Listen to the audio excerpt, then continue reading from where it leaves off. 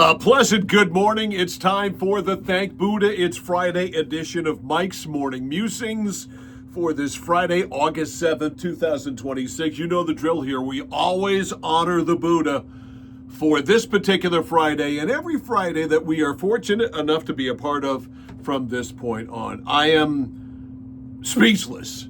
This is almost cartoon-like now with the Red Sox. Talk about crazy eights last night. The Red Sox got their 8th win in a row in, I was going to say, about the most improbable fashion, but with this team, every night, every day is an improbable thing. But last night was really improbable. The Red Sox were behind not once, not twice, not 3 times, not 4 times, but 5 times. They were down 4-0. Sox made it 4-2 on a home run from Connor Wong. White Sox made it 5-2. Sox tied it at 5. White Sox went ahead 7-5. Game was tied at 7. 2-run homer, Chase Mydroith, his second of the night, 9-7. That was off Aroldis Chapman. Sox tied it at 9. White Sox went ahead 10-9. Sox tied it at 10. White Sox went ahead 11-10. The Red Sox tied it at 11. And then their one and only lead came 4 hours and 23 minutes in. When the game was over, they win it by a score of 12-11. Heroes aplenty. Caleb Durbin with the game-winning hit.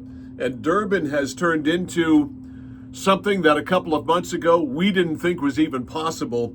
He is a true dirt dog, that's for sure. His batting average, which was once, 169, something like that, over 250 now.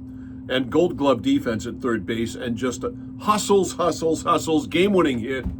Ranger Suarez didn't have it. Bullpen was decent. Justin Slayton threw a ball away. Aroldis Chapman threw a gopher ball to Chase Mydroith.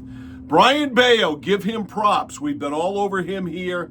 But he was in a tough spot, a starter not really used to coming in like that when he knows he's going to be I was going to say an opener. That's where we don't want him. We want him to be following the opener.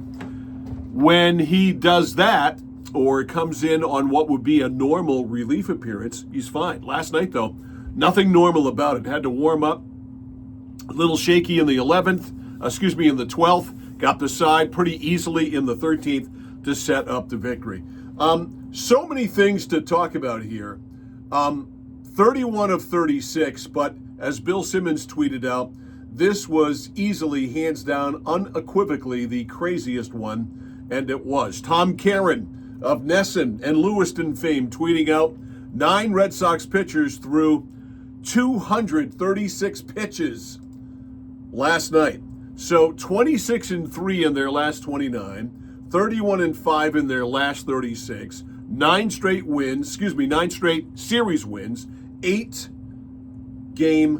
winning streak. It's just absolutely crazy. And is Chad Tracy going to pull off exactly what his father did? Jim Tracy took over the Colorado Rockies after Clint Hurdle was fired in 2009 and led them to a playoff spot, and he was the National League Manager of the Year.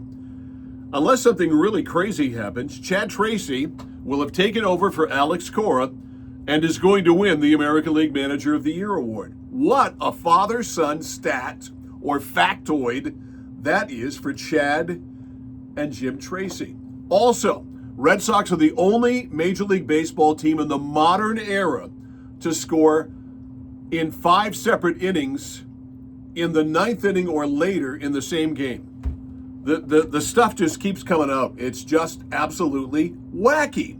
So, with that win last night, 8 in a row, here's the way things look in the standings. The Red Sox trail the Rays by 6.5 games now. The Yankees, I'm looking at the wrong thing. They trail that's the wild card. They trail the Rays by 5. They trail the Yankees by a half game now, just a half game separating the Red Sox and Yankees. Now we go to the wild card, and that's where the 6.5 figure comes in. Red Sox are 6.5 clear of the Texas Rangers and a half game behind the Yankees. This is just wacky. I posted on Facebook the great Jack Buck line. I can't believe what I just saw, and man, that is so true. I was really tired last night and fell asleep at 8 o'clock in my bed. But since I subscribed to Nesson 360, I woke up at 9:30 and couldn't sleep, and I figured, what the hell, I'll check and see what the score is. Now, when I fell asleep at 8 o'clock, it was 4-0. When I woke up, it was 7-5 White Sox. And I was in. Just when I thought I was out, to quote Al Pacino, they pulled me back in. Or Sil on The Sopranos, quoting Al Pacino. And I stayed with it right through until 11:41. Just absolutely wild. I mean, this defies any description what they're on. And, you know, they've done this without Garrett Crochet, one of the 2 or 3 best pitchers in baseball. They've done it without Roman Anthony, the guy that they really pinned their hopes on offensively. They've done it despite a bunch of injuries and a mismatched roster at times.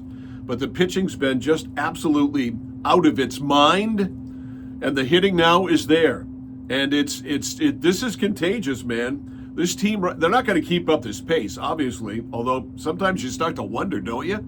You see that? I'm watching this on my phone last night, which is what I'm taping this Mike's Morning Musings on right now, and I'm I can't believe what I'm seeing. Well, it's just like Jack Buck said, I can't believe what I just saw. So the A's come in, and I want to call them the hapless A's. And they're pretty much hapless. Their record is 45-70. Some guy named Jack Perkins is pitching tonight. He's 2-7 with a 6.72 ERA.